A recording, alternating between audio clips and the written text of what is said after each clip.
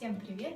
Сегодня я вам расскажу, как сделать красивую стенку, выделить ее,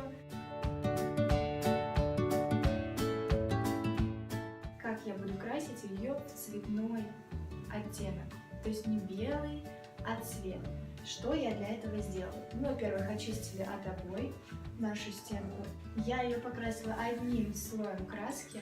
Лучше брать краски одинаковой фирмы. То есть вы берете белую краску, например, фирмы Тикурила, и в цветной оттенок какой-нибудь цвет вы берете тоже такой же фирмы, так как если вы возьмете другой, она может не состыковаться, пойти пузырями или вообще не ляжет. Как основа белым цветом в один слой. Дали ей высохнуть как можно дольше. Я пришла в магазин Оби, вы можете в любой другой прийти, где могут делать колорирование. Пришла на стойку, сказала, мне нужен такой-то цвет, мне выложили палитру цветов, я ткнула пальчиком, и мне за 5 минут, даже меньше, намешали краску, отдали, и все, и я счастлива. Я купила Тикурилу. Эта баночка у меня вышла 800 с чем-то рублей. Еще обращайте внимание на маркировку. Вот здесь вот матовость и глянцевость. Если собираетесь красить в помещении, где у вас высокая эксплуатация, то есть это кухня, коридор, где постоянно трогают руками или что-то может капнуть, обязательно смотрите, чем можно мыть эту поверхность после того, как вы покрасите. Можно мыть особенно тряпочкой влажной, и все. Вот эта Тикурила у меня, ее мыть и мылом, и средствами всякими. Короче, как только можно мыть. Мы нанесли один слой нашего цвета, это цветная у нас краска, оттенок. И дать надо высохнуть ей не меньше, чем 4 часа.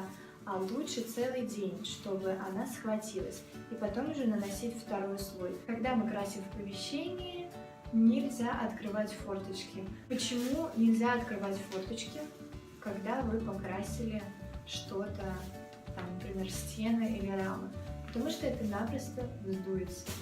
Заклеиваем участки, где нам не нужно, чтобы попала краска.